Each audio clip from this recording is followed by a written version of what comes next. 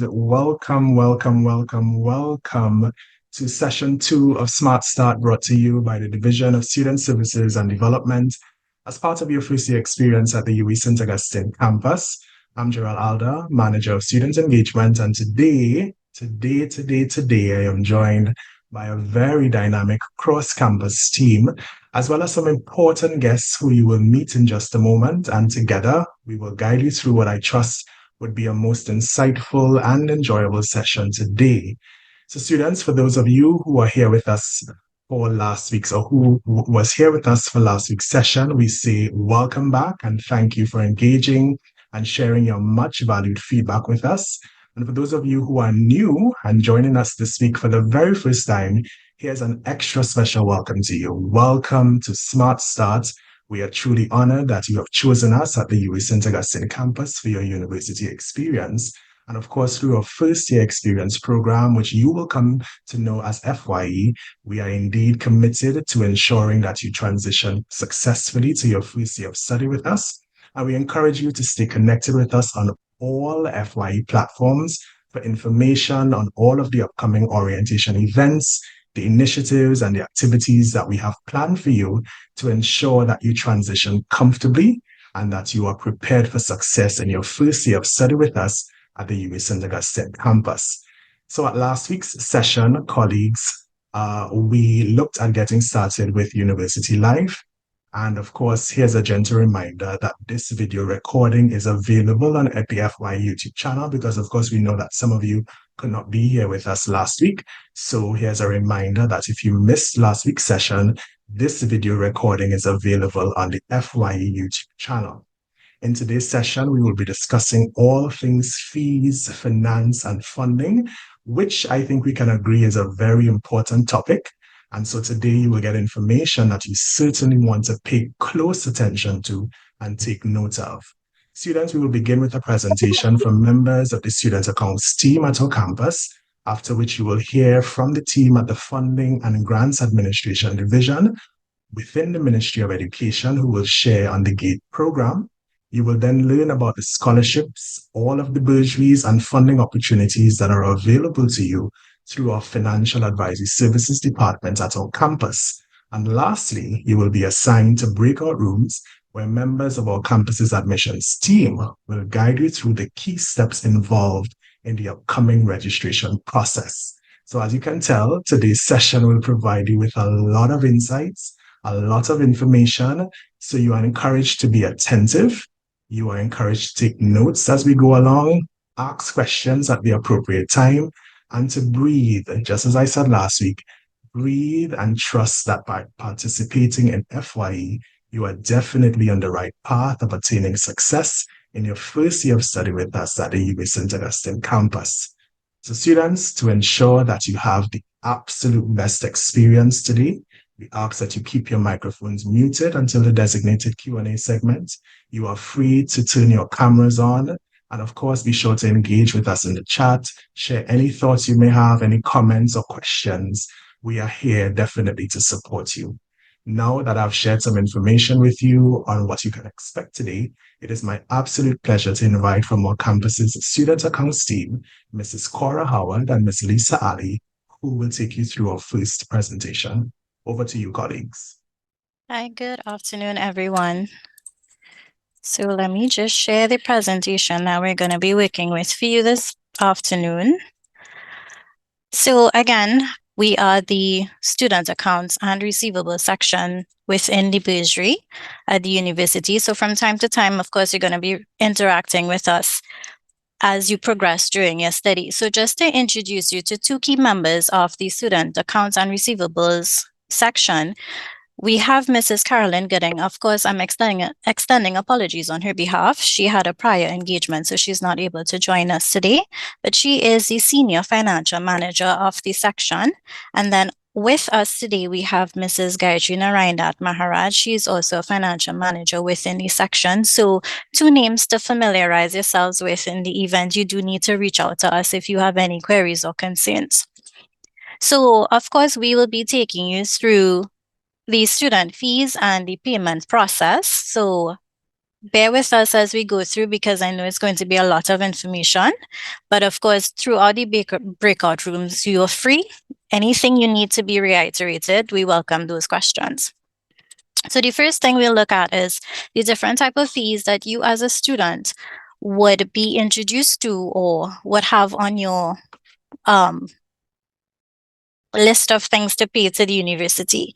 So the first will be compulsory fees. We'll get into what those are in a little bit, and then there would be tuition fees. There is something called a FeePay enrollment fee, which we would explain to you as we go through the presentation. And of course, if you are staying on hold, if you choose to stay on any of the halls of residence, there would be a fee attached to that as well. So for the compulsory fees, it's usually payable at the beginning of an academic year. So which means you pay this once every academic year. And when we say at the beginning of the academic year, that usually means it's in the first semester. So semester one, once you register for courses and you print your fee sheet, then you're going to see the list of compulsory fees. Now on the screen, you will see a number of different fees. These are really different fees associated with various services or amenities that you access while you're on campus or while you are a registered student. So the breakdown is as follows. The guild fee would be $225. The ID card, of course, this is a first issue only. The only time you pay for an ID card again is if you would have lost it, or if later on you decide to come back into the university for a new program. The caution money as well, you pay that once per program. And again, that's payable in the first year, the first semester of your program. Then you have a student group health plan, which is $100. And then there's something called the personal accident insurance, which is $20. And then last, there's the student amenities fee. So in total, as a new student for the very first year, you're going to be looking at $1,465 in compulsory fees. But from your second year of your program, that is going to be reduced to $865 because you will no longer be paying for your ID and your caution during that time. When we go on to tuition fees, we refer to these as something called a per credit fee. And what that really means is that depending on your faculty and depending on how many credits you choose to do within a semester, of course, that information will come at you when you do get into academic advising. So that may not be as important right now. But when you do understand how many credits you have to do for a particular semester or for a particular year, then we calculate it based on that math. So however many credits as multiplied by the per credit fee. So on the screen, you would see that the fees vary depending on the faculty. For food and agri, science and tech, humanities and education, social sciences, engineering and law, these are dependent on that per credit fee. But then we get into the more specialized programs, such as those in the Faculty of Medical Sciences and anything related to the Academy of Sport. These do not carry a per credit fee, rather it's a self-financed program, so which means you're just going to see a flat fee every semester that you register, regardless of how many credits you choose to do for that particular semester. Of course, we do have available fee booklets, so if you need more information on those as well, we can provide a link for the bursary's website so you can get more information on those fees as necessary. For those of you who would be interested in staying on hall, of course, there are 4 halls you're free to choose from. That would be Joyce Gibson Innes Hall, that is located in Mount Hope. On campus is Canada Hall and Freedom Hall.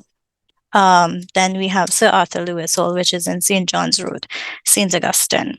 And again, more information is on the website for the halls if you choose this as an option for your accommodation.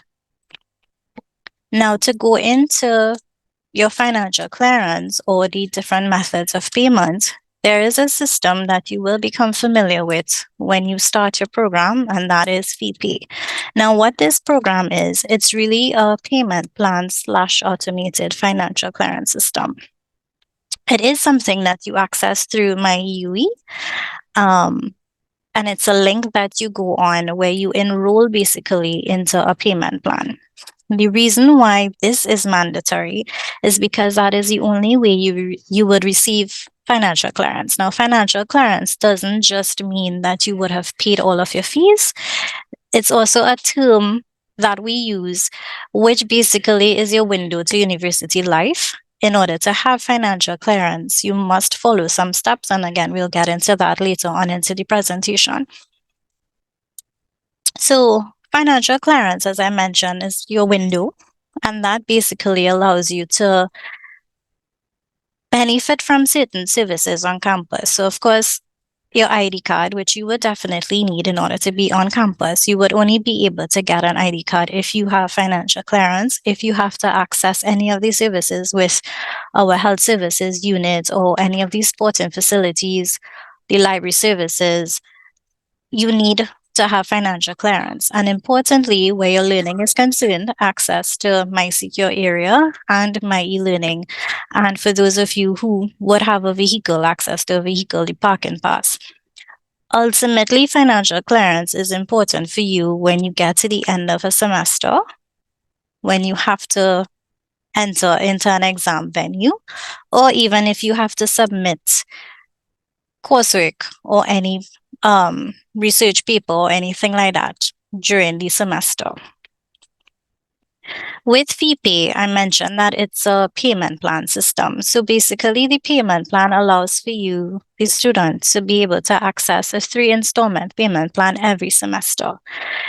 There are 2 payment plans that are usually available. The first one is labeled sponsored students, and then the second is labeled non-sponsored student. A sponsored student really would be anybody who is accessing any sort of third-party coverage for their tuition fees.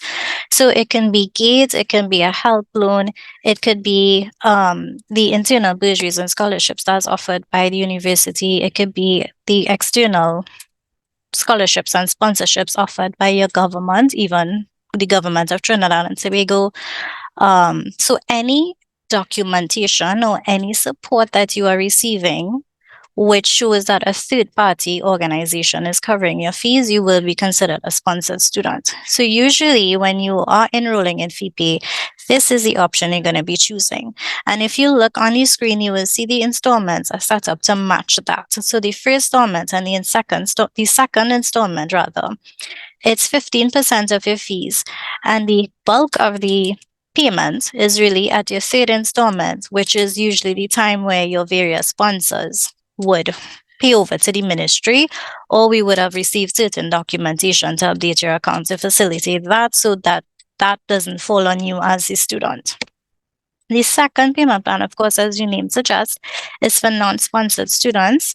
So that means any student that is basically self-funded, you'll be covering yourself. You are not receiving funding from any third-party organization.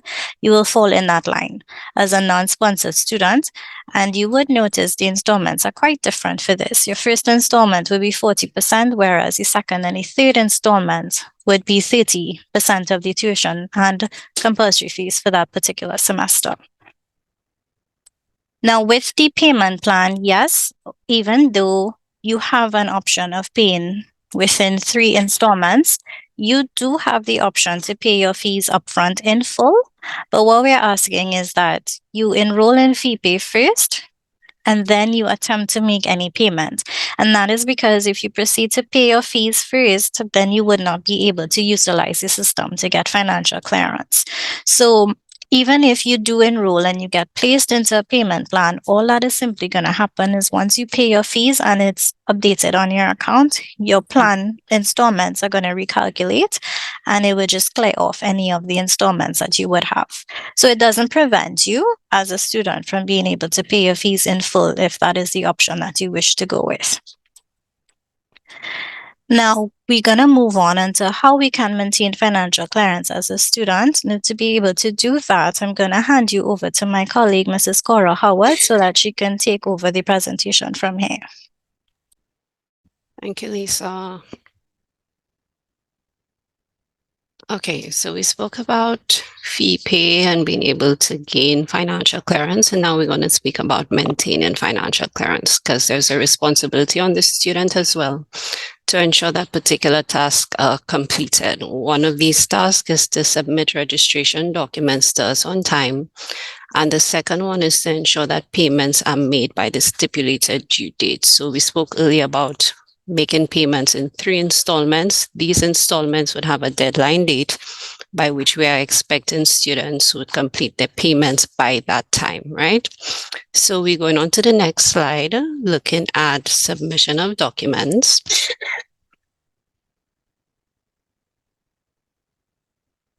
And on here, we have a list of the documents that needs to be submitted by a student. Not all of them may be applicable to you, but of course, whatever is relevant, you should ensure that you submit.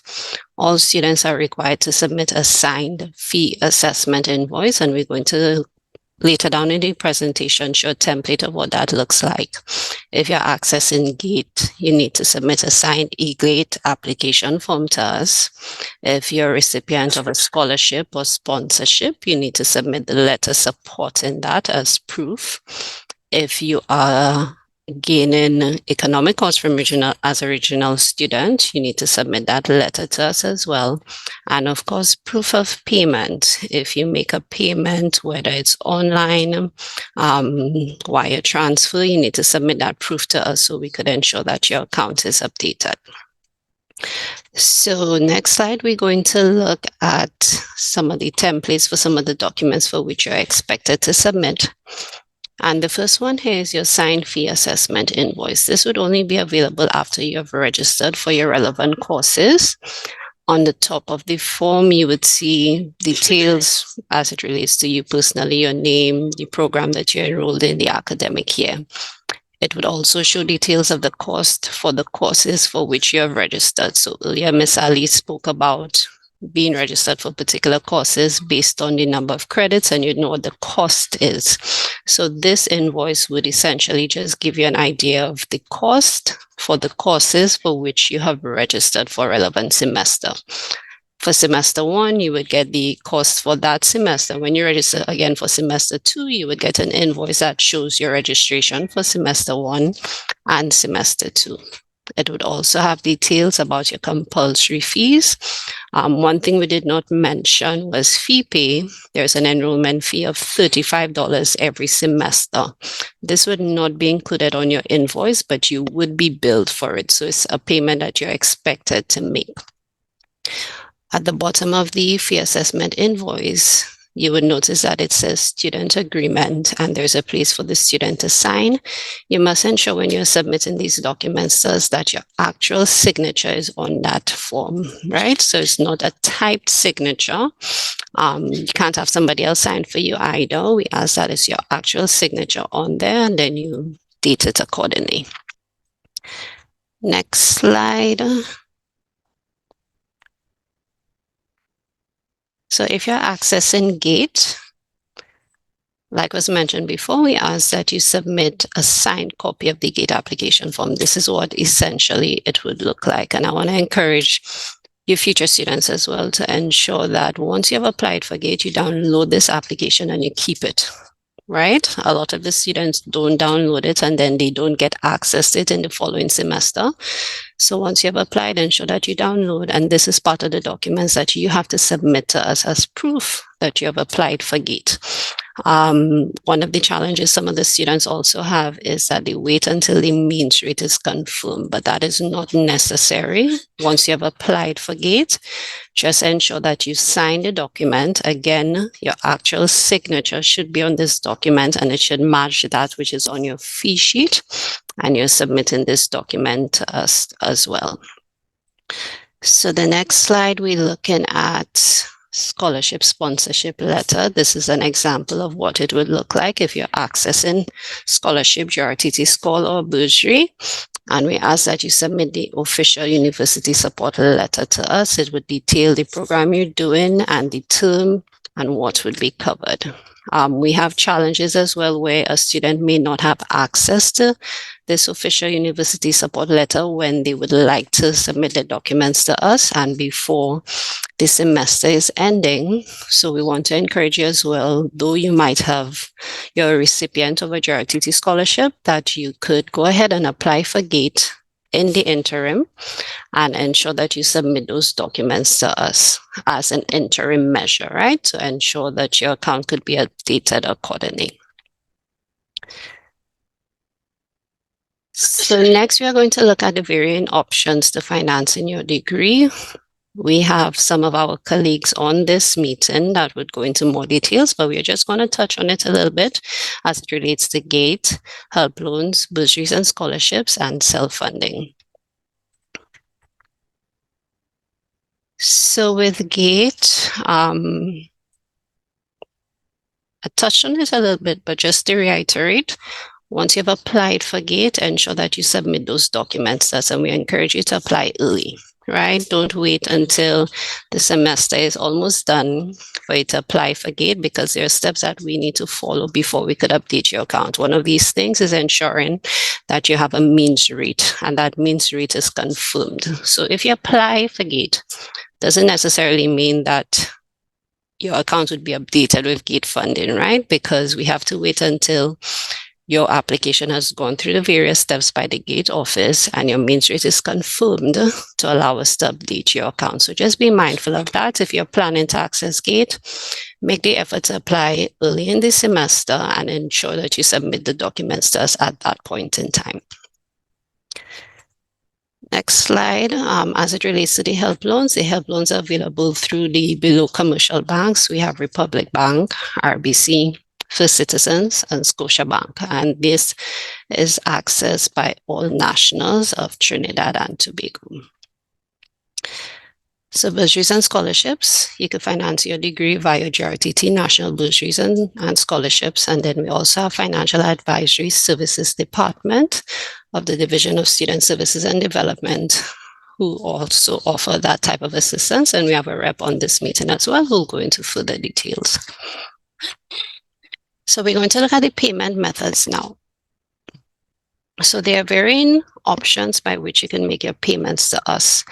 The first one we encourage our students to use is via My Secure Area, which is the online platform via FeePay. You could do so using a credit card or a debit chip card. International cards and local cards could be used, right? And why we encourage the students to use that platform is because it allows for your account to be updated instantaneously. So if you make a payment today, it would hit your account immediately, and your account basically would show that, okay, you have no fees outstanding. So if you realize you're running out of time, you're nearing the deadline date, this would be a preferred option. If you pay via any other means, you have to bear in mind that it would take some time for that payment to actually hit our account, right? And we need to confirm that before we could actually say that, yes, a student has paid their fees. And I just want to remind us, this is all part of maintaining your financial clearance. So you would have gotten financial clearance when you enrolled in FeePay, but now we are saying that you need to submit your documents and make your payments on time to maintain financial clearance. The second option is at any branch of Republic Bank, you could make a payment over the counter using the UE student deposit slips. So there are UE slips, deposit slips like you could find in the bank. Most certainly at the one in St. Augustine UE, you could use those to make a payment, and it would allow for your account to be updated with your payment. There's also the option for you to do online interbank transfers using online banking. So once you make those payments, of course, that is part of the document that also has to be submitted to us to ensure that you can maintain financial clearance. And if you're a foreign student, there's the option as well for your wire transfer to be done, a wire transfer to be done to us, and details as it relates to our bank account could be found on our bursary website. So I did place the link earlier in the chat to our bursary website. You could Visit that website and get familiar with the information that is on there. You could find details as it relates to the fee booklet.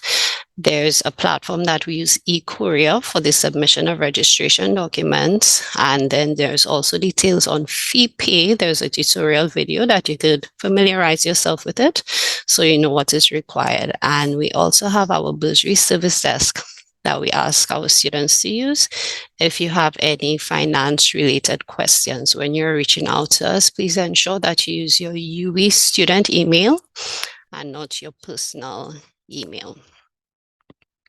And that brings us to the end of our presentation. Thank you for your attention, and we can't wait to see you.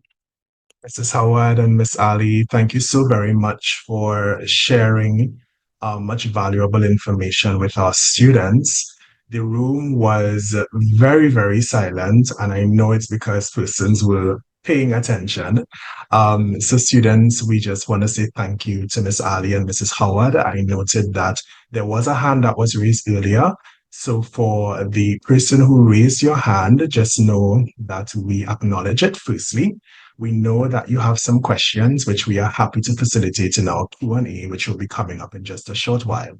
So we are just asking to take note of your questions, reserve them as well for that Q&A that will be coming up very soon, where you will get an opportunity to get even more information that you are seeking. So for now, we just want to thank Ms. Ali and thank Mrs. Howard again for sharing much insights. I know that there were a lot of terms that you may have been hearing about for the very first time. And again, you are part of Smart Start, which is a clear indicator that you want to be responsible in this very important transition to university. So this is not a time to feel overwhelmed. In fact, this is a time to feel encouraged and comfortable, knowing that you are making the right choice by spending your Thursday afternoon with us, getting information that will really help you to prepare. So at this juncture, we are asking, take your notes, understand that there are a lot of different opportunities that you can get to connect with us and ask questions and get information. We are definitely here to support you as a team at the campus, so you need not worry. All right. So at this point in our program, I am very happy to invite our guests. They are joining us from the Ministry of the Ministry of Education's Funding and Grants Administration Division. And we have with us 3 investigating officers who are here to share some insights with you on the G.A.T.E program. I'm pleased to invite Ms. Raquel Prince, Ms. Rohini Naubat, and Mr. Riyad Ali to share with you today. And they are accompanied today by Senior Investigating Officer Mrs. Stephanie Lovelace, who is listening on in the background and definitely here to support with any follow-up questions that you may have after today's session. So I am handing you over now to the team at the Funding and Grants Administration Division. Good afternoon again, everyone. My name is Raquel Prince. I'm here with my 2 colleagues, Rohini Naubat and Riyad Ali, and we represent the Funding and Grants Administration Division, fondly known as F.A.S. We are a division of the Ministry of Education. This division is responsible for managing the G.A.T.E and the H.E.L.P Programme. There are also other grants that are provided by the Ministry of Education, which includes the National Scholarship, also the National Bursary.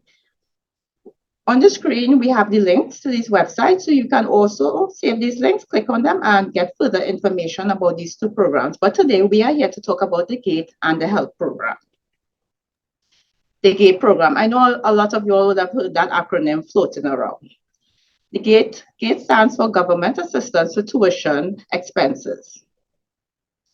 The Government Assistance for Tuition Expenses assists students with tertiary education. We also use the means test to assess how much funding you will receive as a student. In order to qualify for G.A.T.E tuition, you must be a citizen and a resident of Trinidad and Tobago, living in the country 3 years prior to applying. You must also be under the age of 50 years old, and fully accepted into a G.A.T.E approved university and a G.A.T.E approved program. Let's get into the steps of applying for e-service ID, which will allow you access to apply for G.A.T.E. So we're going to jump into it, and we're going to start with how to access G.A.T.E. Step 1, you must be fully accepted into a program of study. So you must be fully registered and accepted in a GATE-approved program and institution. The next step is that you have to visit any TT Connect center closest to you to register for an e-service ID. Documents that you will have to take with you in order to register for e-service ID will be a birth certificate, ID card or passport, and you must have an active email, a professional email in which to get the notifications. Upon doing this, you will get an email with your e-service ID number, password, and a link to the GATE e-service site. Once you click on that link, it takes you directly to the eGate site, and the first step is that the system will prompt you to change your password. Once you do that and you log in, you will have access to your e-service application in order to fill out your GATE form. Please ensure that eGate notification emails are added to your inbox, as you will be advised of your GATE status via email. Means test notifications are also sent via email. When applying for GATE, there will be different documents that you have to attach in order to complete this process. It's a simple process, a 4-page document. So the first step will be page 1, which will basically be your bio information. Things like your name, your address, your telephone number, stuff like that. These are a list of all the documents that will be required. Not all documents will apply to you, but I will just run through some of the basic documents. So you must upload your birth certificate, a form of ID, which will either be your passport or national ID card. And also, please note, you must upload your ID card front and back, a deed poll or affidavit if it applies to you, and a marriage certificate if that also applies to you. You will also have to upload certain documents. To just briefly touch on the documents, for first-time applicants, you must upload your acceptance letter. That is one of the major documents. So we can see that you're accepted into the program if the program is GATE approved, and the title of the program, just to verify your documents so we ensure that you're selecting the correct program title and to see exactly when you will be starting the program. Then for continuous students, you must upload your complete academic transcript so we can evaluate your performance. There's another part, which is the last part of the GATE application, which is called the means test. I'm going to touch briefly on this because my colleague will give you more in-depth information. So documents that we look for in this part of the application process will be your salary/pay slip, pension document for self-employed persons. You have to write a letter and get it notarized. Also, you can check our frequently asked questions page. We'll give you more in-depth information on these documents. Understanding GATE. I just want to note these quick points. GATE is not mandatory. A student and his or her family can make a personal decision not to utilize GATE. Students must apply within their academic year of study and semester. I want to emphasize on this a lot.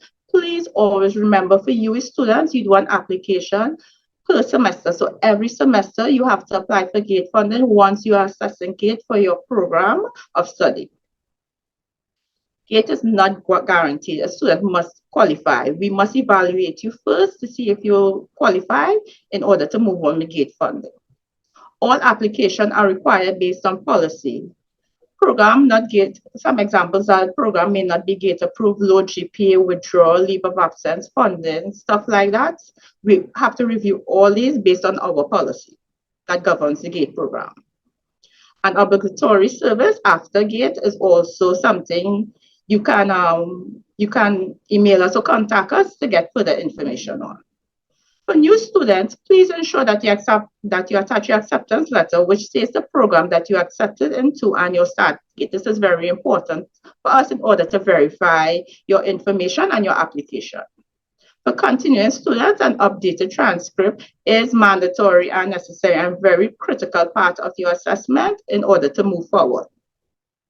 The GATE policies. I know over the years we made a lot of amendments to the GATE program, but as of today's date, this is our policy that we are governed by. So for undergraduate level programs, you get one non-terminal program and one bachelor degrees. This basically means that you can either do like a certificate and a bachelor's, or associate degree and a bachelor's, or a diploma and a bachelor's, or even an advanced diploma and a bachelor's. It must be progressive. So you can't start a bachelor's and then go back to a certificate or associate degree. It must be progressive. Important notes for students. Do not allow anyone to apply for GATE on your behalf. This is very important because we do everything online and everything is sent to you via email. So we don't want you to miss out on any corrections or anything like that that we send to you to update your profile. So please be active. Please do your application on your own so you will know exactly what is going on with your application. Not all programs and at all institutions are approved for GATE funding.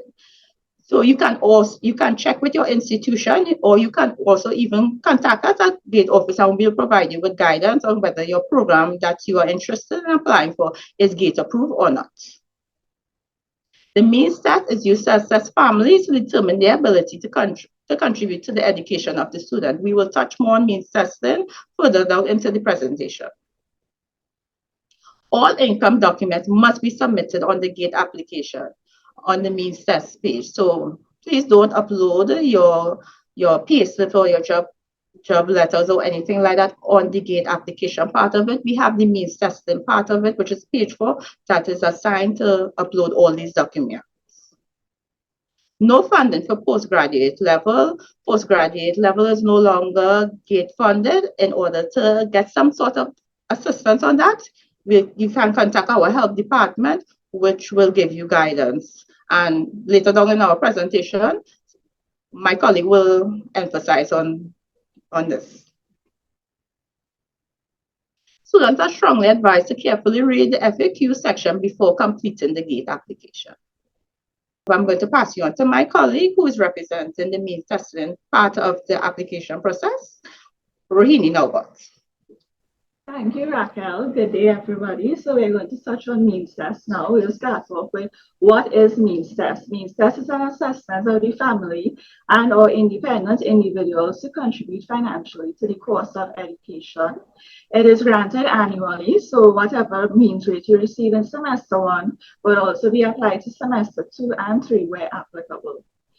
Students are encouraged to provide all relevant documents for review. This is to ensure that you get your means rate in a timely manner, and you have to do so in the 4th tab under the household income details section of the application. A household refers to all persons living within the household, for example, parents, aunts, uncles, grandparents. Household income refers to all sources of income within the household, for example, payslips, pension, NIS, child support, allowances. All this is considered part of the household income. Students are strongly advised to carefully read the FAQ page before completing the GATE application. The FAQ page basically lists all sources of income and everything that is required for supporting documentation for the different types of income. So now we're going to touch on funding. Upon applying for means test, you may be sent a means query, which is sent when additional information is required. The student is given 14 days to respond. Failure to respond within these 14 days can result in the application receiving a 50% means rate. Students who receive 50% means rate will have to pay 50% of the annual tuition fee to the institution. So it is strongly advised that students check their emails, both their inbox and spam or junk, to ensure that they receive these emails in a timely manner. Funding eligibility. There are different ranges for means tests. Based on where your income lies within the household, you will be eligible for a certain percentage of income, as depicted in the table below. Now we have reached the H.E.L.P program, and I'll pass you on to Mr. Riyad, who will give you more information. Thank you, Rini. Hi, good day. My name is Riyad Ali, and I will be speaking to you about the Higher Education Loan Program, or the H.E.L.P program. So the H.E.L.P program is a bank loan applied annually for one's pursuing a program of study for the current academic year. It is a low-interest student loan where one's loan is approved. The government will subsidize 4% of the interest on the loan for the student. Students must be enrolled in an Accreditation Council of Trinidad and Tobago ACT approved institution and program. Students must be 18 years and over, but under 50 years of age. It is important to note that no repayment will be made from the student until 6 months after successful completion of the program. However, if the student is currently working at the time of the application, repayment will start immediately. Help loan forms are available at the 4 major banks that offer the loan. That will be Republic Bank, UWI branch only, RBC, St. Augustine branch only, First Citizens Bank, and Scotiabank. So some of the documents required to access the help loan are a copy of your birth certificate, both sides of your national ID card, front and back, or passport. For year 1 students, an acceptance letter showing clearly the student's name, the program being pursued, the entry year of the program, and clearly the letterhead of the institution. For continuing students, an unofficial transcript will be acceptable for the application. All applicants must provide proof of registration for courses, so courses they will be doing for that particular semester or annually where applicable. Household payslips. So the same financial documents that you would have uploaded for the means testing tab or the household income tab will be the same household payslips we will be requiring for the help loan application as well. So a utility bill will also be required for proof of address. If the utility bill is not in the student's name, they will need to provide an authorization letter to accompany the utility bill. So 2 references. So these 2 references must be non-family members who speak of the student's character and are confident they are someone who will repay the loan without issue. A completed help application form. So a completed help application form will have all the assistance the student will be requiring. It is important to note that a help application form will never be dropped off at our office or dropped to the Ministry of Education head office. It must be delivered to us by the bank because the bank must do their preliminary vetting process, and once we have satisfied their requirements, they will bring it to us to continue processing of the application. So the annual help loan limit. So help covers non-tuition expenses and tuition expenses. So non-tuition expenses fall under books, traveling, rent, housing, and caution fees. All non-tuition expenses must be accompanied by supporting documents. For example, if a student requires assistance with books, they must provide a book list with an average cost of these books. If a student requires assistance with traveling, they must provide a breakdown of the traveling from home to the institution and from the institution back home.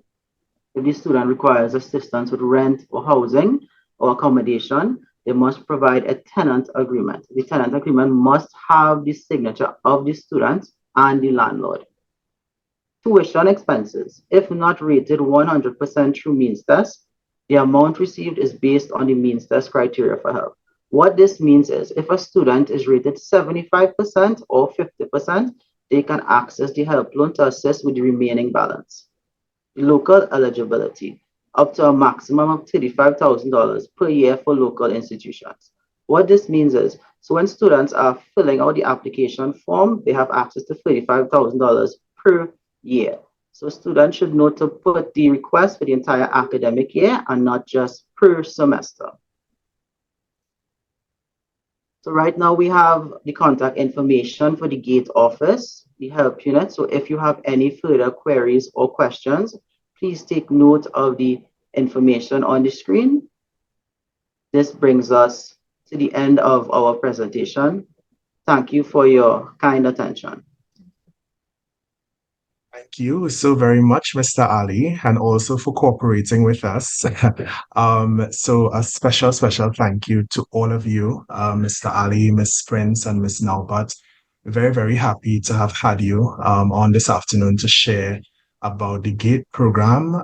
Students, I know that this is definitely, one of those areas that you require information.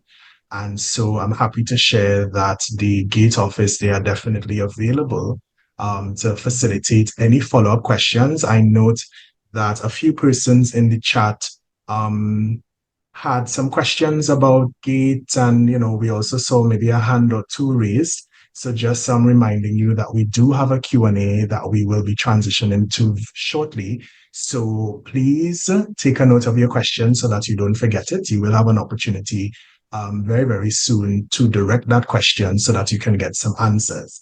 So at this point, we want to again thank you so very much, the entire team at the Funding and Grants Administration Division within the Ministry of Education for taking the time today to share with us.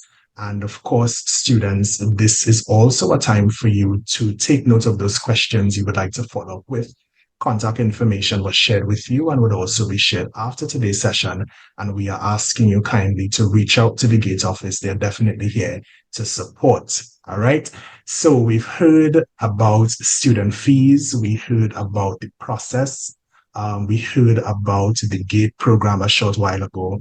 And before we get to the next segment, we have a very, very short video that we want to share with you students, just really reinforcing some of the things that were shared with you a short while ago. So I'm going to toss over to my team to share that with you at this time.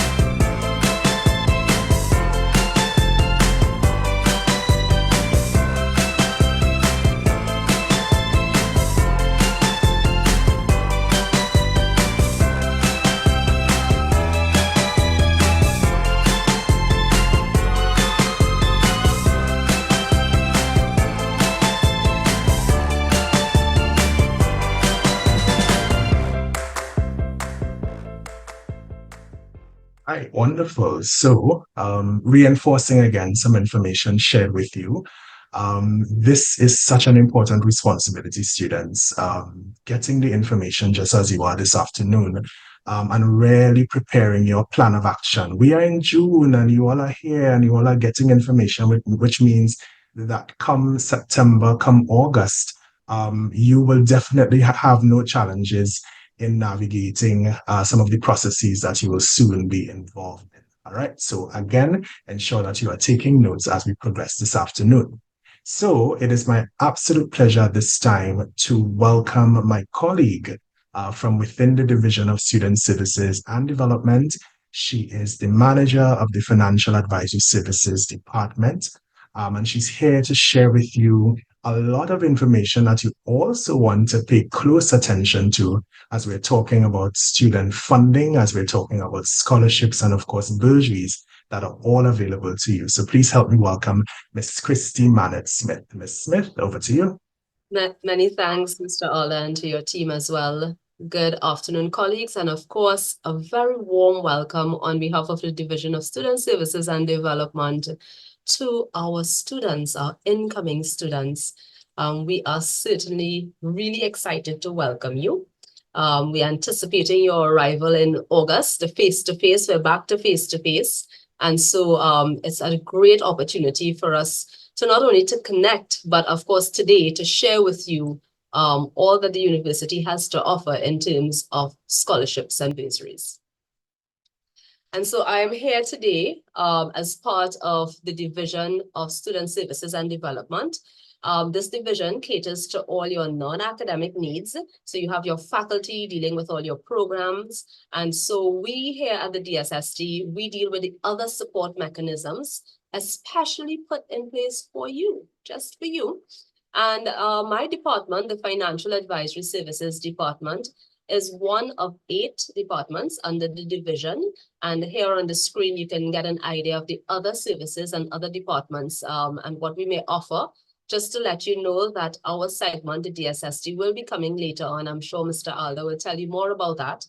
But today, I have the honor of just sharing with you a little more about the Financial Advisory Services Department. We are located just above the student account section, the bursary, and admissions. And of course, my colleagues are here today. So when you come to visit the bursary and you come in to meet with the admissions team, feel free to come to the first floor of the Lloyd Brafford building and visit us here at Financial Advisory Services. In short, what do? We provide financial aid, financial advice, and financial assistance to students. All students here that are registered and financially cleared. You would have heard about financial clearance from our colleagues at the bursary. But we provide this type of support, financial support to you while you are here at the university. So let's take a closer look. Our department works very closely with our UWI headquarters, who is also responsible for procuring scholarship opportunities for students across all of our campuses. We also, of course, we work with the G.A.T.E officers who are here today. Whenever we have challenges, whenever we need to get more information, we have that symbiotic relationship. We also acknowledge the national scholarships that students are offered. And of course, us here at UWI St. Augustine campus, scholarships and bursaries, and through our financial aid program, we are able to offer you such scholarships and bursaries.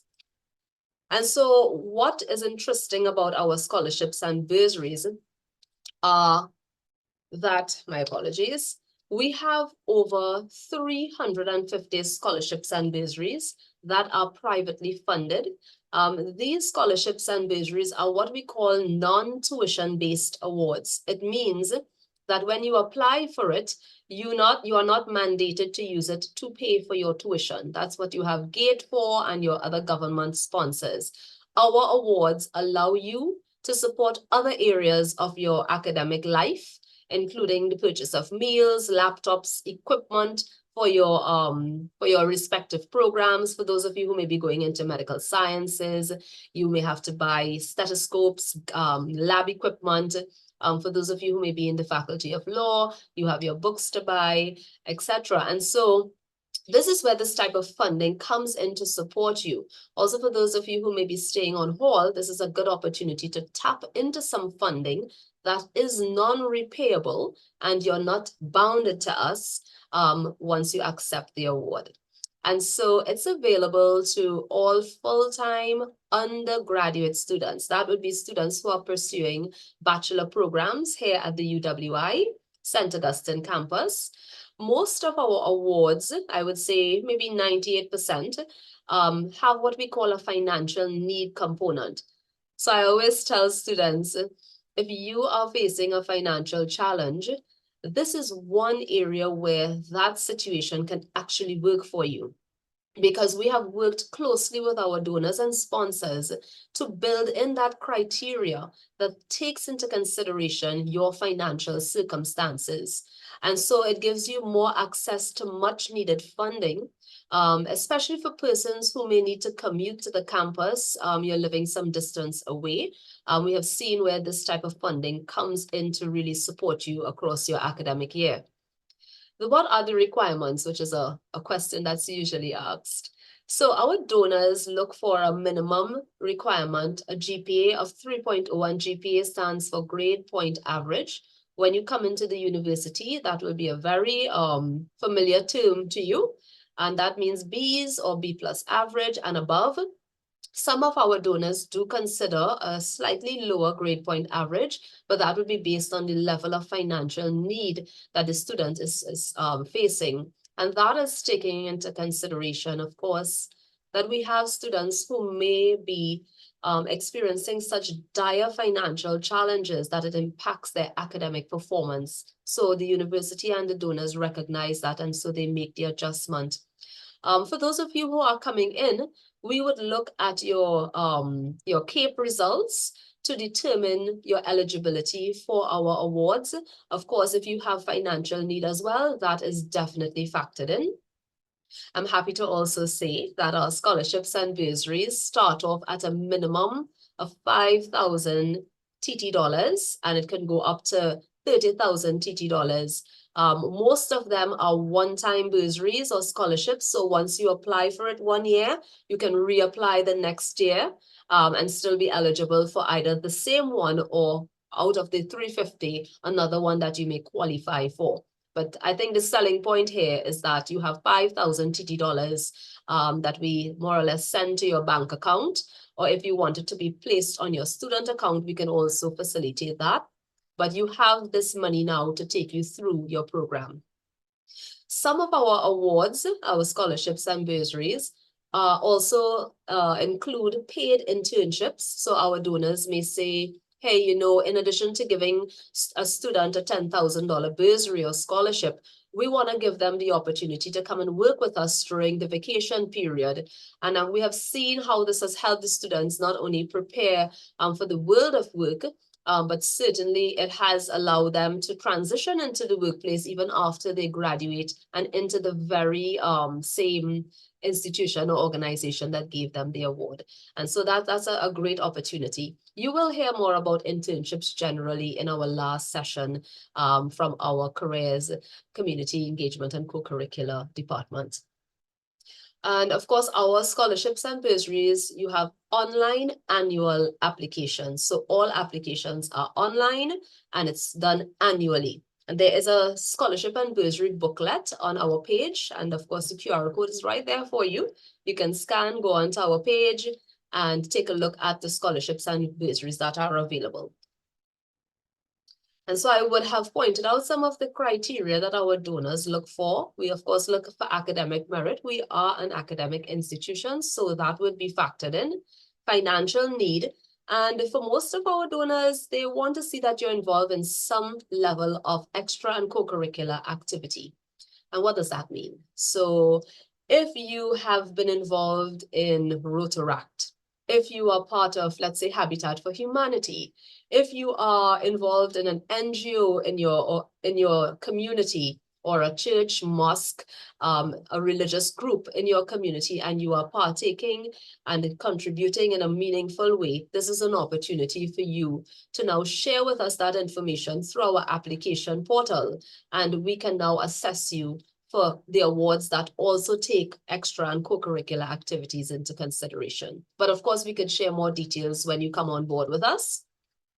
Some of the other criteria our donors may have or may ask for, they may want you to be part of their Past People's Association, part of their credit union. So for instance, we have St. Joseph Convent, Port of Spain. They offer a $30,000 scholarship to their students who would have attended their school in the last 5 years. And so when you are coming into us, the first year students who are on the call, you can apply and tick off the box that says the Ivy Scholarship, St. Joseph Convent, Port of Spain. And what this essentially allows you to do is access this opportunity for a scholarship that gives you $10,000 a year, supported, of course, by the Past People's Association at St. Joseph Convent. Holy Name Convent, Port of Spain also has that opportunity available, as well as Hillview College. And that's just one example of when I say other criteria, that's what some of our donors may ask for. We have credit unions, like Teachers Credit Union. If your parents are teachers and are part of that credit union, this is also an opportunity because they provide 4 renewable scholarships. And when I say renewable, of course, I mean once you meet the criteria the following year, once you've been given the award, it would sustain you for the next 3 years. And so there are the respective boxes on our application form that allows you to notify us if you are part of said organizations. We also have awards that are specific to an area that you live in. So some of our donors have said to us, hey, you know, in addition to financial need, etc., we want students who are from the La Brea area. We have $10,000, $20,000 scholarships available to students just because they live in the La Brea area. We want to support our community. And that one such example is Caribbean Gas Chemical Limited, who does in fact give $10,000, $20,000 scholarships, which are renewable, and $5,000 bursaries, which are one-time bursaries that you could apply for every year. We have another donor who supports students from the Sangre Grande area. That donor gives $10,000 scholarships to 10 students who are living in the Sangre Grande area. We also have the National Energy Company, who support students from the Mayaro, Guayari area with they give 4 awards to the university to support students with $78,000 a year. And so those are just some examples, but our scholarship and bursary booklet would in fact give you more in-depth information on some of the criteria that will allow you to access different types of awards. So whereas you may not have outstanding grades or you may not live in a particular area, there may be another award for you by token of the fact that you may be registered in a specific faculty or a specific program. So I would encourage you to be motivated by going onto our booklet, reading through to see how you too can be eligible for these awards. And you can apply for this every year.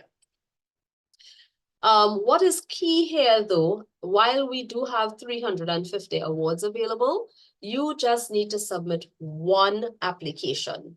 One application you need to submit, and we will see where you are most eligible, and our system will allow us to filter you and match you with the possible donor and award. So again, I just wanted to reiterate, just one application you need, and we will match you to the award that you're most eligible for. What we do ask though is when you go onto the application form, that you tick the respective boxes. It means you have to read the application form properly, and you tick the boxes that apply to you. Now, we have one application form that's online that captures biodata. But in addition to that application form, we have to verify the information that you tell us. And so there are some key supporting documents that you must submit to us as part of your application. And if you look at this screen, you would see I have a big red circle around income and expenditure form that has to be notarized. We have that document on our page. It's called the supporting documents page. We're asking students who are applying to go and complete that form, which gives us information that is quite similar to the means testing information. So you may want to utilize the same documents. You don't have to reinvent the wheel. But of course, our form as well need to be notarized by a notary. A notary can be found in your area. This term, this semester, we actually brought a notary onto the campus. And so during your application period, which is September, and I'll tell you more about that shortly, you too might be able to benefit from coming on campus and having a notary look at your documents and stamp it for the cost of only $20. That's a steal of a deal. And I hope you take advantage of that when it comes around to your turn. There are other bits and pieces of information that are important. For example, if you tell us your parents are working, or your parent is working, or your parent or guardian is receiving a pension, you must provide us with information that supports that claim. So if your parent is working, we would need a job letter, pay slip.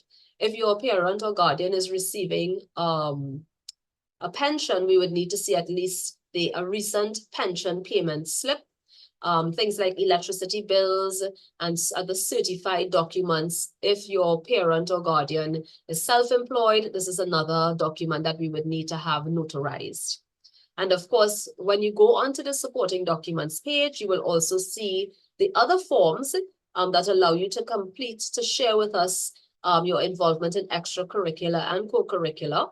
And if you are a student athlete, I'm happy to say that we do have awards for student athletes, bursaries from the UE Development and Endowment Fund. Some of you may have heard about the UE F.A.S.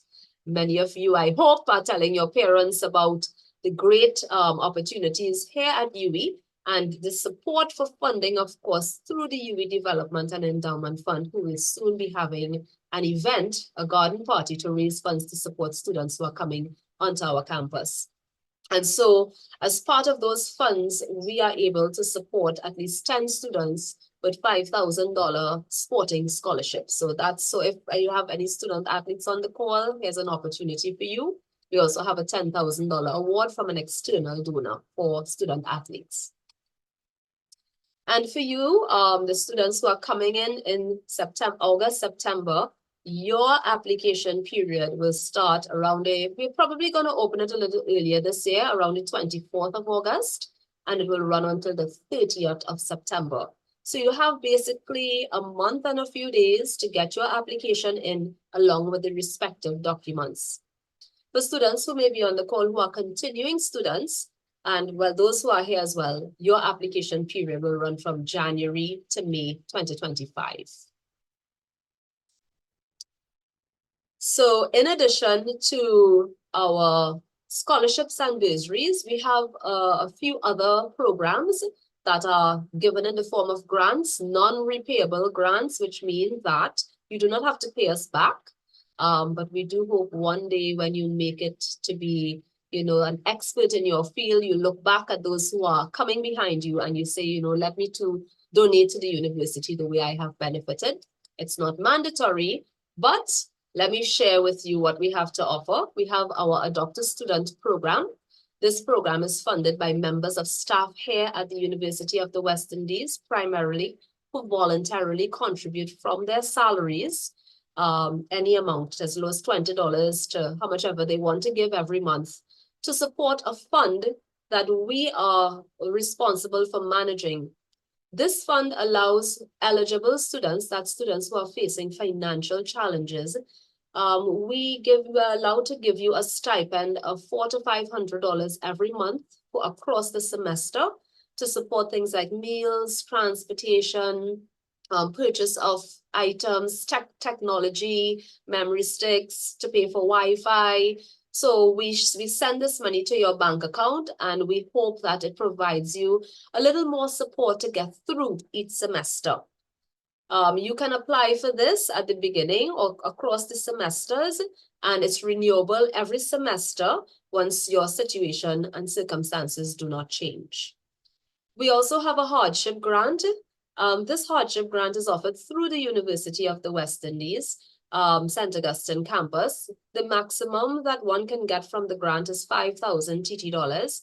And this grant supports students who may be facing financial challenges, including you have a medical situation, you may have a shortfall in your tuition fees, students who may be just changes in their home environment that has now forced them into some financial derricks. This is where you come to us during the semester period, up to the point of your last tranche on your FeePay. That's the deadline we usually put for hardship grants, but you can come to us, we will assess you. Of course, we have to run the necessary due diligence, so documentation will be required. It's an online application form for all these programs, but certainly once we run the application and we interview you, we will assess you for eligibility and the proper intervention. We also have a brand new fund. It's called the Freedom Hall Network Group, Dr. Keith Archibald Benevolent Fund. And this, the funds from this particular program are meant for students who are from the OECS countries, the Organization of Eastern Caribbean States, and students who live on Hall. So this fund right now, it offers just about 1,500 TT dollars for a range of situations. So if you need to go to a conference, if you have to help with your hall fees, if you have a medical emergency, if you need a little support with day-to-day living, this is another area you can tap into. Again, an online form, interview, and we will assess you. Our department, from time to time, we would engage in other forms of support. So we would partner with the Guild, we partner with other faculty and departments. For example, we did a food drive last year and were able to raise 35 hampers through support from the campus community. And this food drive was done in collaboration with our sister department, the Careers, Community Engagement and Co-Curricular Department. We partnered together now to raise these hampers to support these students who we would have identified as having need, and a range of other support mechanisms in place for you. I just wanted to highlight some other funding considerations. So if you are having challenges trying to figure out where or how you're going to fund your degree, we are here in an advisory capacity as well. You can come in to see us and we will share with you the short-term, medium, and long-term options. I was so happy to see the Ministry of Education who shared information, of course, on G.A.T.E and the H.E.L.P loan, and of course the bursary about their FeePay plan. We also have the UE Credit Union and other credit unions who provide educational loans. I would encourage you as well to look at the H.E.L.P loan for those of you who may be self-funding. And I have an asterisk next to these two final points on the funding. I want to really implore students to ensure that you complete your G.A.T.E application completely. Keep checking your email for responses from G.A.T.E because those little things can throw your G.A.T.E funding off, and then you end up by my office. And while we do not mind assisting, you can use our funds for something else. Whereas if you really just take your time, make sure you complete the G.A.T.E form accurately, you would now benefit from the funding that the government has to offer. So check your email regularly. And similarly with the UE FeePay plan, you would have heard a lot from our colleagues at the bursary. Again, I just want to encourage you to look out for that $35 that you must pay every student to be part of the plan. And of course, ensure you register on that FeePay plan, because that too causes some challenges, and then you would end up at the end of the semester by the Financial Advisory Services department. So in an advisory capacity, I just wanted to share that information.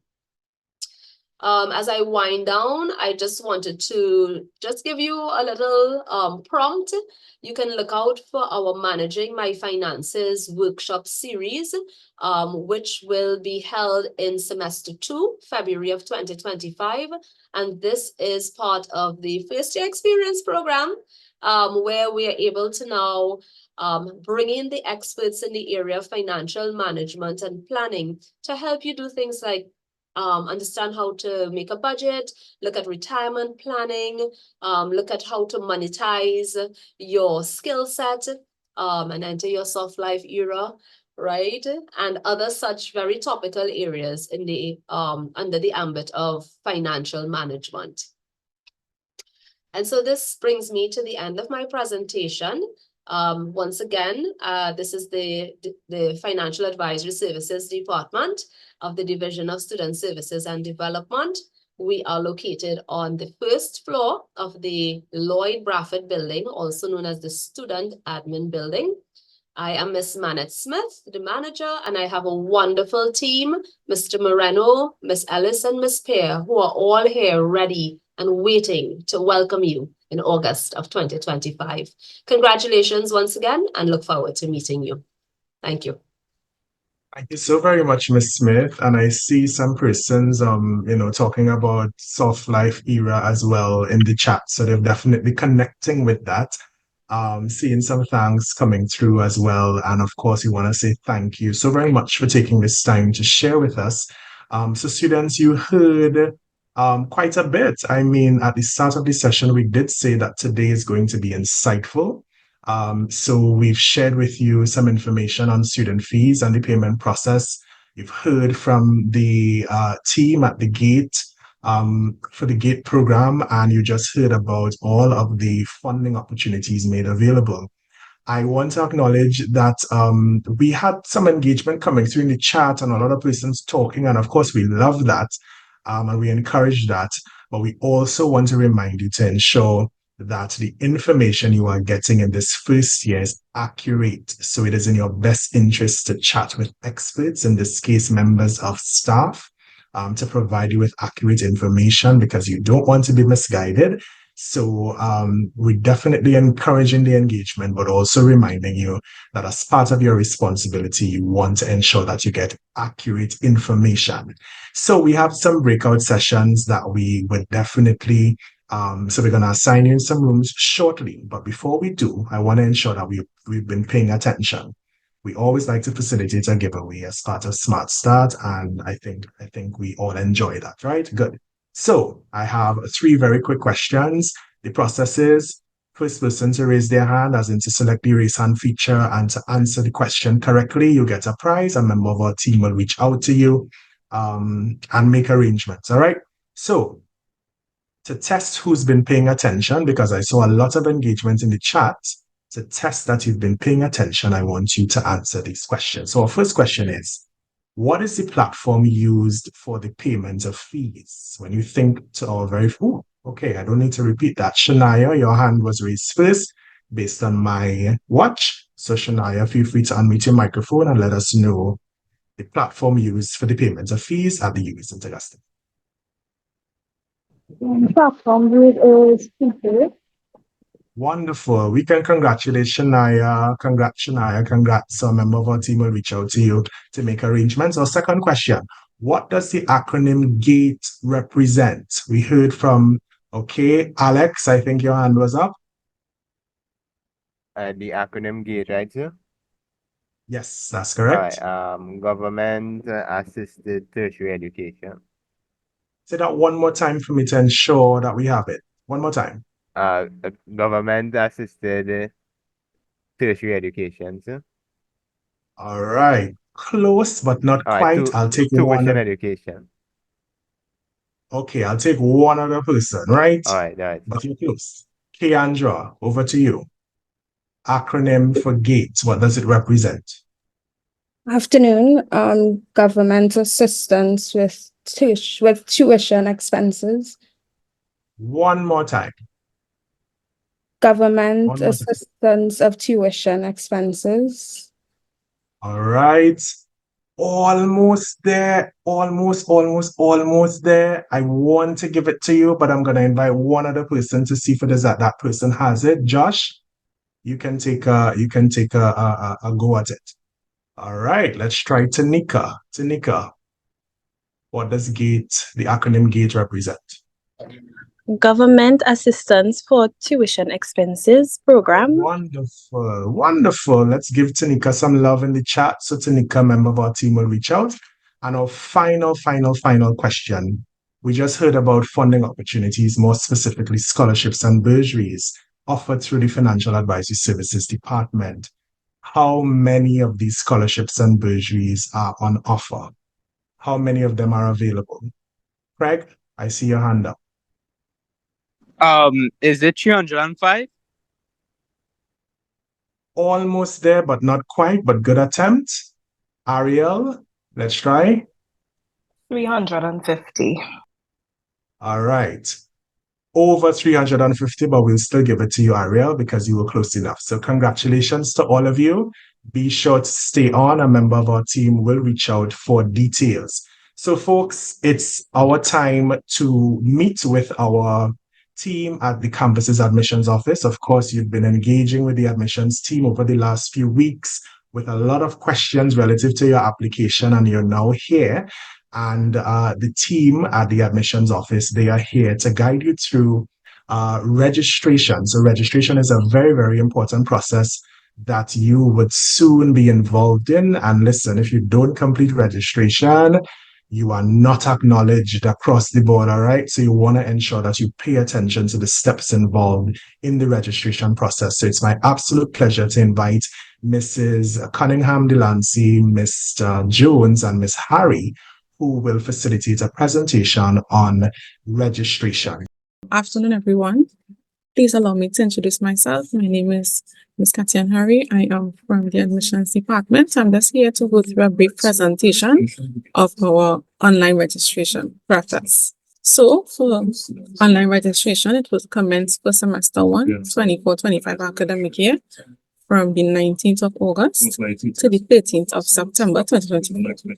All students are encouraged to register online each semester, which is really important. I would like you all to take a little picture from your phone. You can snap a shot of the link for registration, because it is completed in the 7 steps, and this link will direct you to the 7 steps to complete the registration process. But we'll go through it step by step. So for step 1, access to the registration information. For the 24-25 academic calendar. This calendar has important dates and deadlines for our entire academic year. It will be posted on the website shortly because I know they have to finalize a few dates. So I would encourage you to continue visiting our registration website for when the academic calendar is posted. It will go as the same for the faculty booklet. Each faculty is required to upload their faculty booklet for the new academic year 24-25. Usually this is done closer to the registration period in August. And the booklet is really important for all students, new, returning, as pertinent information that will guide you throughout your time here at UWI in the selection of your courses, course content, course detail, course descriptions, etc. So that's really, really important as well. Step 2, register for G.A.T.E. I know we had a session earlier with the G.A.T.E. office. So y'all could take a screenshot of the link website for you all as well. So visit the website for more information pertains to G.A.T.E. as it pertains to G.A.T.E. Sorry. Step 3 would be to attend the academic advising. Faculty orientation and academic advising schedule will be posted on the website closer to the registration period. We have to wait on each faculty to post their dates and times and venues and stuff for the academic advising. Academic advising is compulsory for all new and returning students. So you must attend the academic advising before you can go online to register for your courses. So as we go into step 4, this is where you actually have to go online and log on to the student portal to register for your courses. You could take a picture of the link as well, which will direct you to the student portal. You will only have access to the student portal from August 2024. You will not be able to access it before. For new students, returning students are able to access the portal. But for new students starting first time, August 2024, you'll be given access to the student portal. Step 5, enroll in FeePay to obtain financial clearance. I know our colleagues from the place who were here and they would have went through their presentation in terms of FeePay. This is really important and it's also compulsory that you enroll in FeePay to obtain financial clearance. Step 6, once you're financially cleared, you can then obtain your ID card and go through the ID card process, which is important as well, so that you can get access to the library, the gym, etc. And step 7 is to maintain your financial clearance. Now, as a student, when you are fully registered and would have paid your fees, you actually become a registered student. And if for some reason you may need a letter stating that you are a student of UWI, you must have financial clearance and must be cleared in order for you to obtain this letter. So maintaining financial clearance is really, really important, even for you to attend exams, write exams and stuff like that. So a student is only fully registered, like I said, following the selection of online courses and payment of all requisite fees.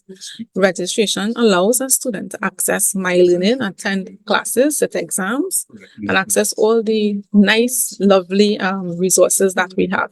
Membership to the guild, the gym, you can partake in different activities that we have on campus. So it's really, really important that you go through our 7-step registration process.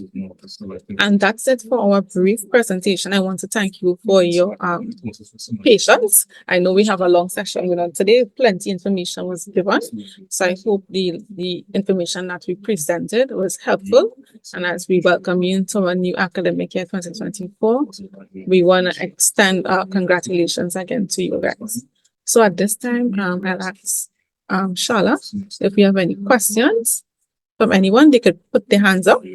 And I have my colleague here from the Bursary as well. If you have any financial questions, we'll be able to assist you or answer your questions. We have 2 questions so far.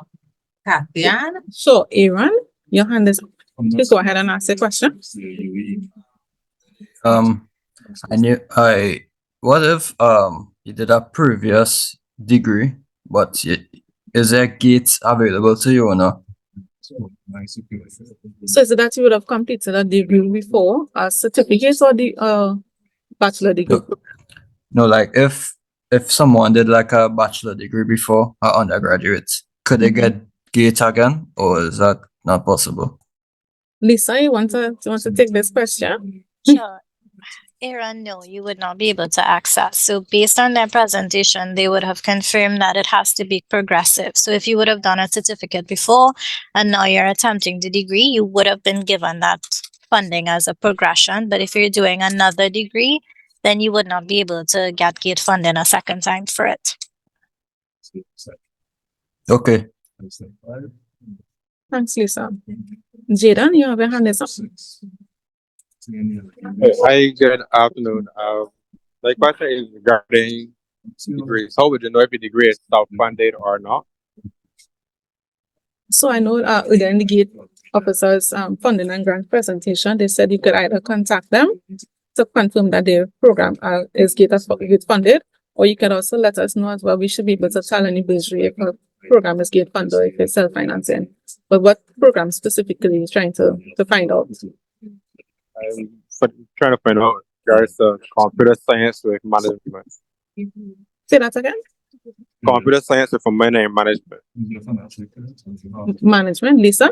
Jaden, what you could do when you go onto the GATE website, when you select the institution, which is University of the West Indies St. Augustine campus, once you are not seeing the program on the list on that drop-down menu, it means that it's not GATE approved. If you are seeing it, then it's GATE approved. Thanks, Lisa.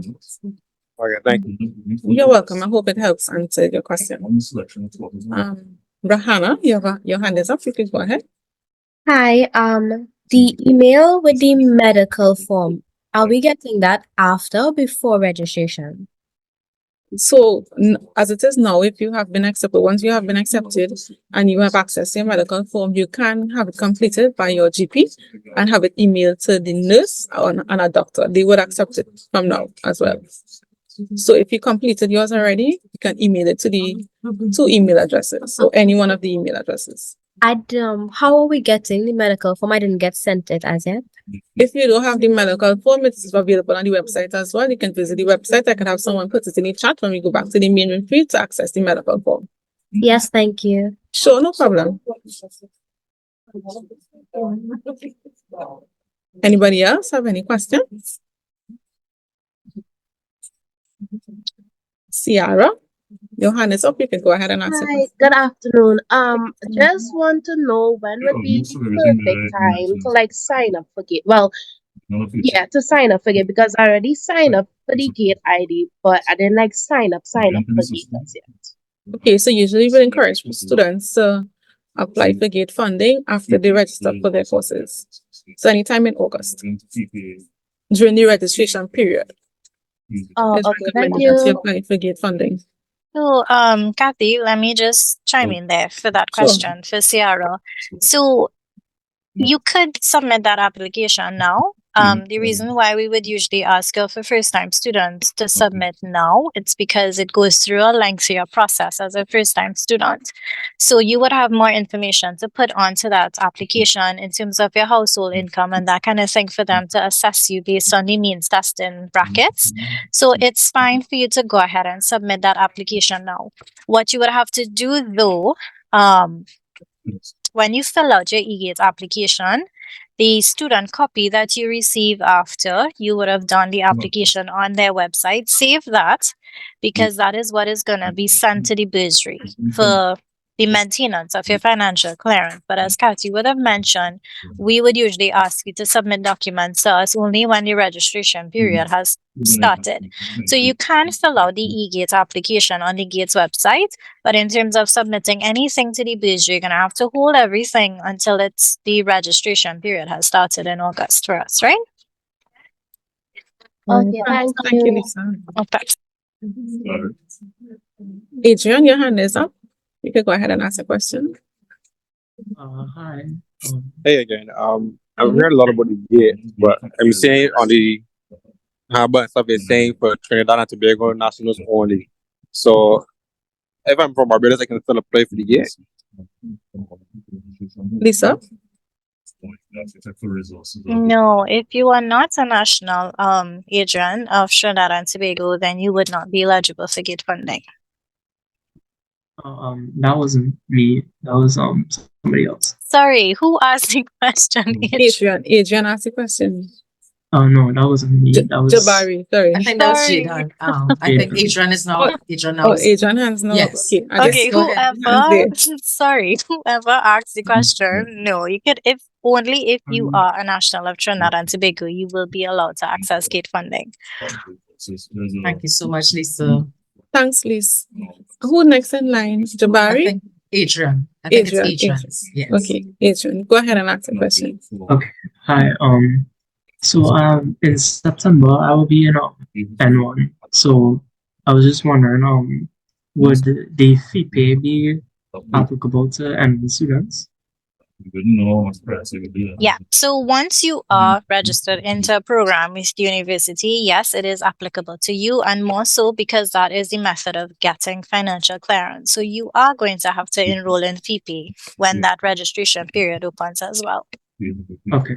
Also, because I heard somebody say the financial advisory services, they check the CAPE grades, and I was wondering if to do that for because that's for undergraduates, if I'm not mistaken. Would they check pre-university grades too, like N1? As in terms of scholarship or funding or grants that they offer?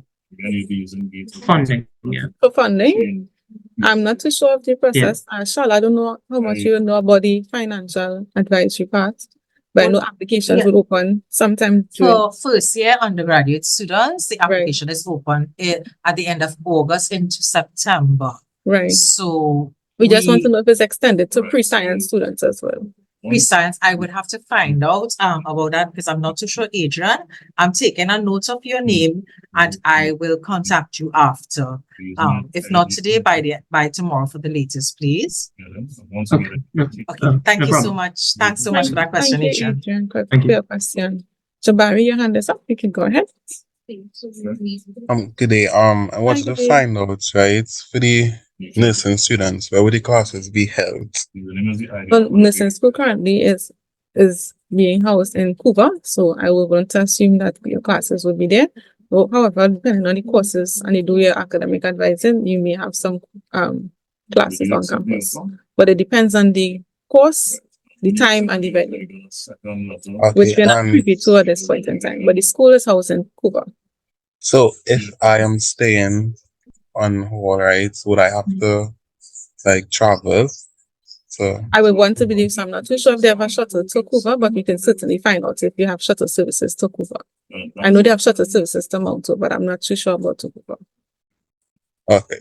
But we can certainly find out and drop your that information in the chat when we go back to the main session. Okay, thank you. You're most welcome. Thank you for your question. Amanda, your hand is up. Okay. Yeah. Hi, good day. You spoke about the medical form to email the completed form. What is the email that we're supposed to email it to? Sure, I can give it to you now. It's nurse, NURSE @sta.ue.edu.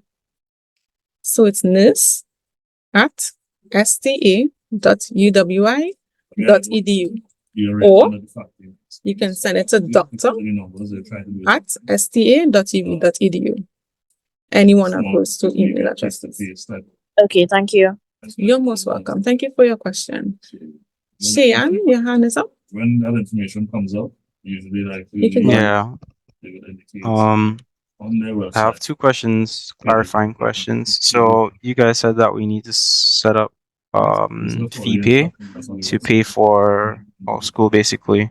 Does that go for housing as well, or housing can be just pay online with a debit card or credit card? Lisa, in terms of payment, how? Sure. So FeePay, actually, that payment plan is only for your tuition and your compulsory fees. The halls will not fall under that. The halls, sorry, actually have their own payment plan. So when you go onto the website and you are filling out the form to stay on hold, you can get that information from there one time in terms of what is the semester fees and what would be the payment plan that they offer as well for whole fees. Okay, I'll take a look again. Another question I had You guys said that we have a sponsor. That's like we get a loan and the bank is paying off our tuition. That okay. Let me rephrase my question. Is it still advised that we do a wire transfer? Because I think I'll be getting a loan to pay off my tuition, and I'm wondering if I'll have to give them my fee login so that they can pay it online, or if they should go the route of wire transfer to the school. I would suggest that you allow them to go through the wire transfer. I'm saying that nothing is wrong with you preventing somebody from your login, but this is not somebody within your own family, like your parents. So it's a third party organization. So for security reasons, I would prefer that you allow them to go through the route of sending the wire transfer to you, the wire transfer to the university. What they can do, because of course you would have to submit some documents to us. What they can do when they do that wire transfer, they would get a bank advice, so they can share that copy with you, and you as the student would have to submit that to the bursary as your proof of payment, so that we have that document and we can work with our treasury department to track that payment. Okay, so I'll get a document to send for financial clearance. Correct. Yes. All right. Thank you. You're welcome. Thanks, Lisa. Thanks, Shine, for your question. Aaron, your hand is up. Go ahead. Can you get full tuition for the semester and clearance without the GATE by just doing the FeePay?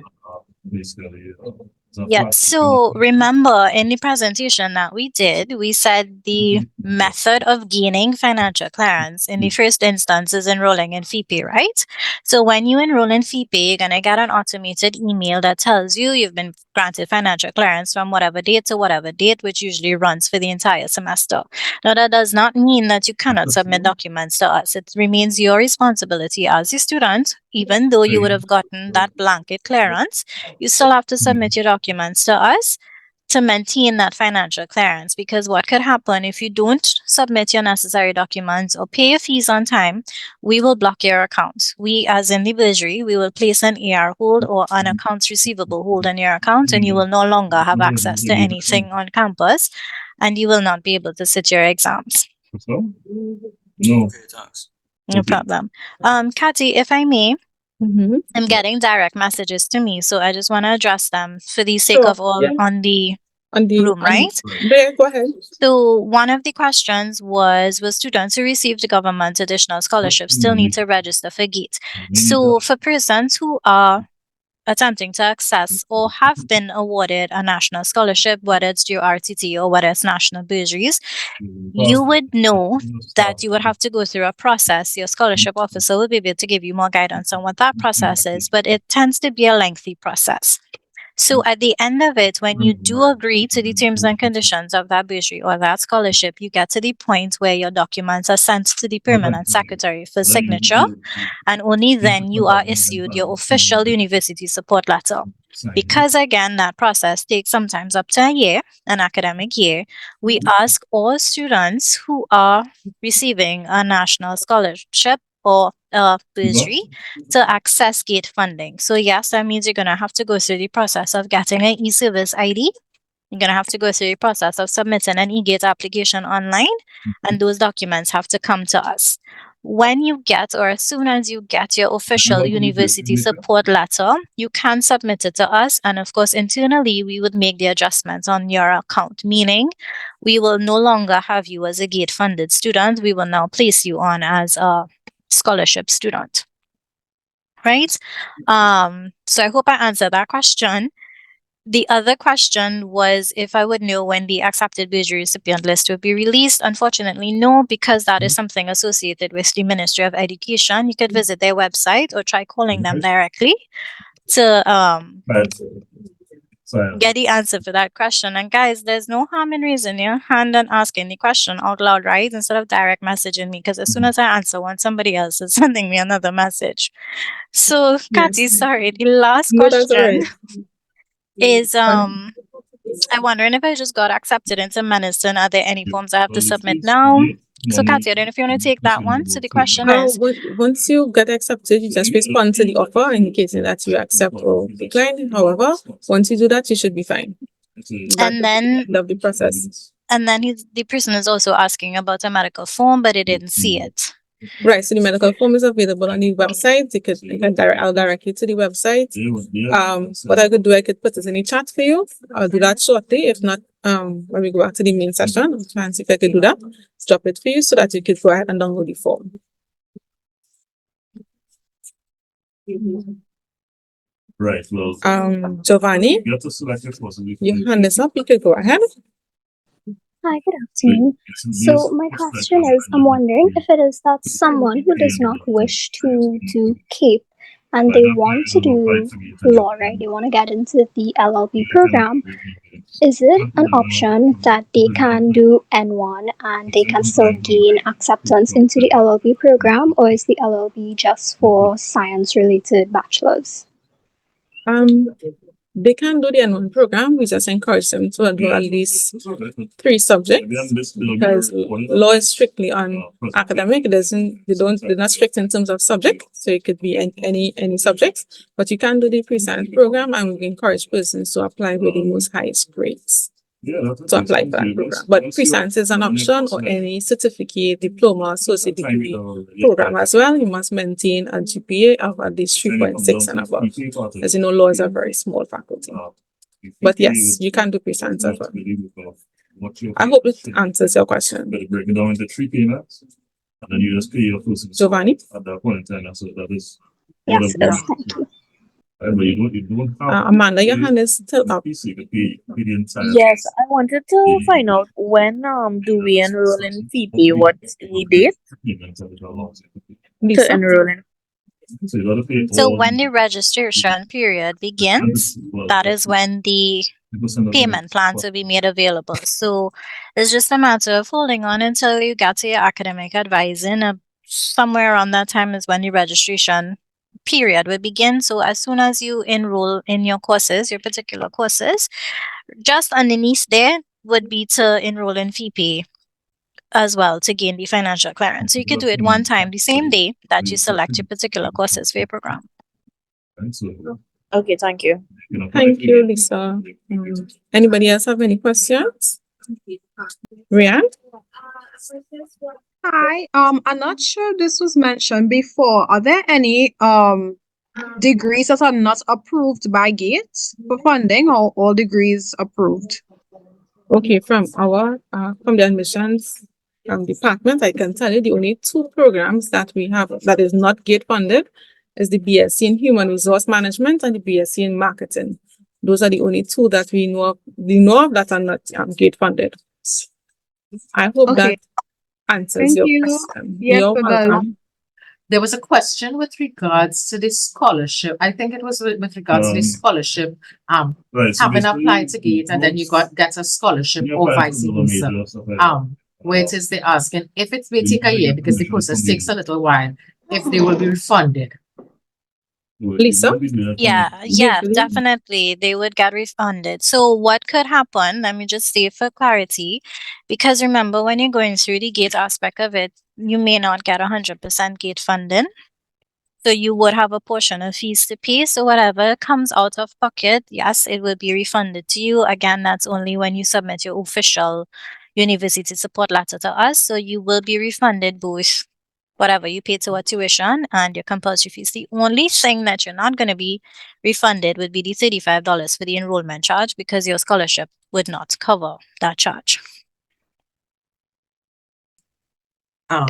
One more from me, direct message. Yes. The question is, the person did a previous undergraduate degree and now they're doing a new undergraduate degree, so they will not have access to GATE funding. So the question is, can I just apply to FeePay and sending my documents and pay with my own funds, and I will have full access when registration begins in August? And the answer to that is yes. You can go ahead and apply or enroll in FeePay. You have the option of utilizing the 3 installment payment plan, or if your circumstances allow you to pay in full, you can do that, but you're not paying until you enroll in FeePay. So please enroll in FeePay first. If not, then it makes your financial clearance a bit more difficult, more manual. So please enroll in FeePay first and then make any payment that you need to pay. And then yes, as usual, you have to submit those documents to us. Thank you, Lisa. Evita, your hand is up. You can go ahead. Hi, good day. I was just wondering, about the medical form. Is that something to submit when we start registration or now? You can start the process now. The deadline to submit the medical form is, I believe, the 28th, the 30th of August. Okay, thank you. And the FeePay, we would enroll in that in August. When you go through the registration process, yes, to obtain financial clearance, yes. Okay, thank you. So any documents we have to submit, they would tell us, right? Like during registration. Documents in terms of the registration process to get financial clearance. As they had their presentation earlier on, so you have to have your fee assessment sheet, the G.A.T.E application, it means that's confirmation, your payment. Once you enroll in FeePay, you can pay online or you can pay at the bank. Lisa, you could correct me or add anything to it if they would require any additional documents. So it just all depends on your source of funding. So if you're getting funded from a government or any other third-party organization, but the presentation that Kathy would have gone through to step number 7, when you click on that, it has all of the information and a reminder of all of the documents that are required where applicable. Okay, thank you. You're welcome. I hope it answers your question. Tony Eva Marie, your hand is up. You can go ahead. Hi, good day. Good With day. regards to submitting the supporting documents, is that something you do after FeePay where they tell you there's a specific location to upload it, or do you have to do that before? So that is step 5. So if we go in order of how these steps are, step 5 would be to enroll in FeePay first. And then when you get to step 7, that's where you submit the documents to us. And yes, when you get to step 7, there is a specific format that we would require you to submit your documents in. Okay, thank you. Thank you, Lisa. Tashalia, your hand is up. Go ahead. We just have 2 minutes remaining. Good afternoon. Afternoon. Based on the acceptance letter that I've received in March, there was a section in it that asks for me to make payment towards my tuition as a form of commitment, which I did, and I have submitted wire transfer document to such. However, I'll be for the FeePay section, I'll be taking that route. Will I have to resubmit those documents after signing up for it? So, where did you first submit the proof of payment that you sent for the 50%? Bursary.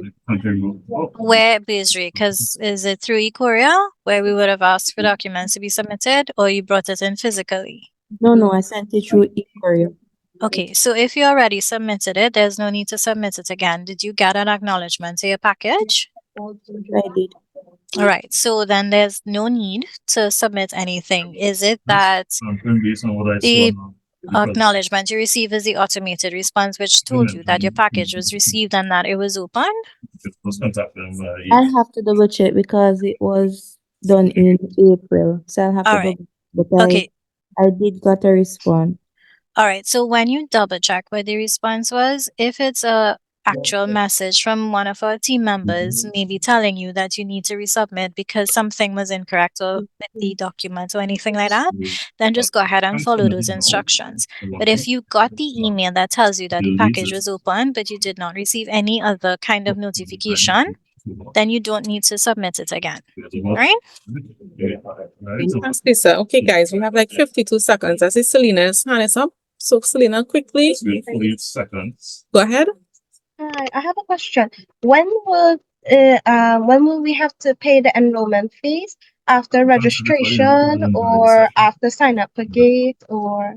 So when you refer to the 7 steps to the registration process, in terms of paying fees, enrolling FeePay, that'll be step 5, Lisa, if I'm not mistaken. Step 5, you enroll in FeePay and you can make your payments at that point in time.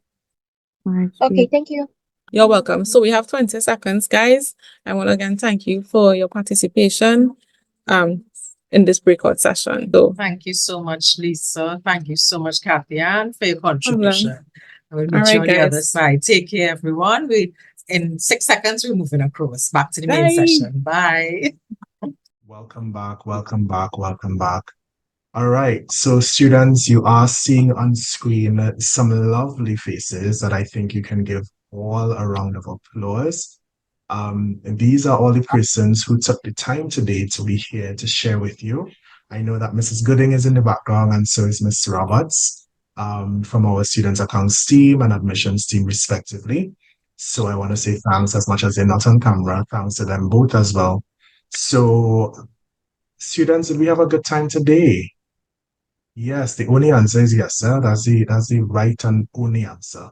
We want to say thank you so very much to all of our presenters for being here today. These are the faces. Some contact information was shared with you. And so we are asking that you will utilize the contact information. You would utilize the information that was shared with you, put it to good use. If you did not get your question answered today, that's fine. This is why you're part of Smart Start, right? There are many more opportunities for you to get answers to those questions that you have, and you will have more, and that's fine. And this is why our campus's first year experience program is designed to support your transition.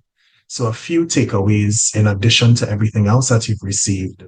Do not allow yourself to feel overwhelmed. In fact, find comfort in knowing that there is an entire program designed to support your transition.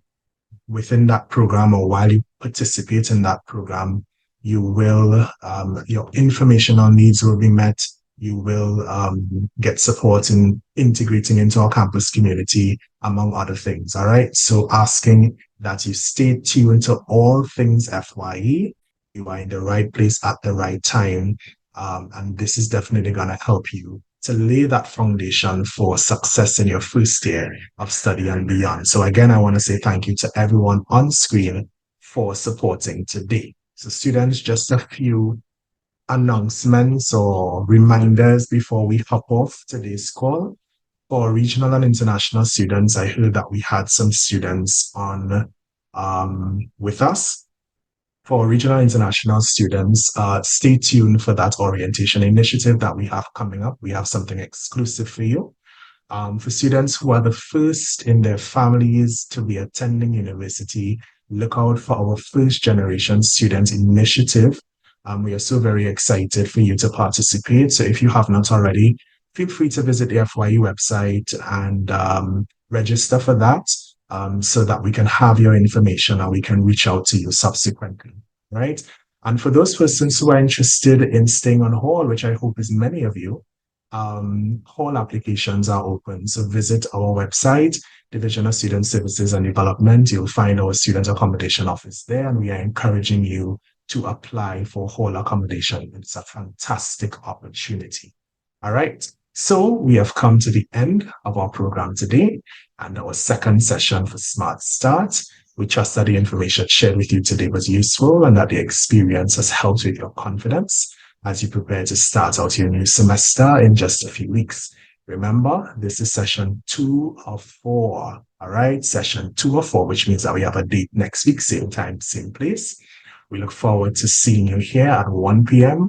for our third session, which will focus on academic readiness. A lot of you were placing some comments in the chat about which faculty are you from. So next week's session, we are going to delve into that a bit more because you will have the opportunity to meet with members of your faculty who will introduce you to the process of academic advising. I know that that term was mentioned quite a bit today, academic advising. And so at next week's session, we're going to spend some time with you, introducing you to that process. And you'll also have the opportunity to meet members of your faculty, a new family that you'll spend the next few years with. All right, so you definitely don't want to miss that session. So students, we encourage you to visit our FYE website. Keep checking the calendar of events on the FYE website for all of the upcoming orientation activities. Very, very important, your feedback. So we've placed in the chat, or will place in the chat very soon, a link for you to complete the feedback form. Please, please, please share with us what your feedback is. Let us know how we can improve your orientation experience. All right. And again, just stay connected with us on all social media platforms, including Instagram and our FYE YouTube channel. A recording of today's session will, of course, be made available on that channel. So this brings us to the end of Smart Start session 2. We'll see you again next week as we discuss academic readiness. Thank you and do enjoy the rest of your afternoon. Don't forget to subscribe, Like, share, comment. And make sure to follow our social media, YouTube, Instagram, Facebook, and our FYE website.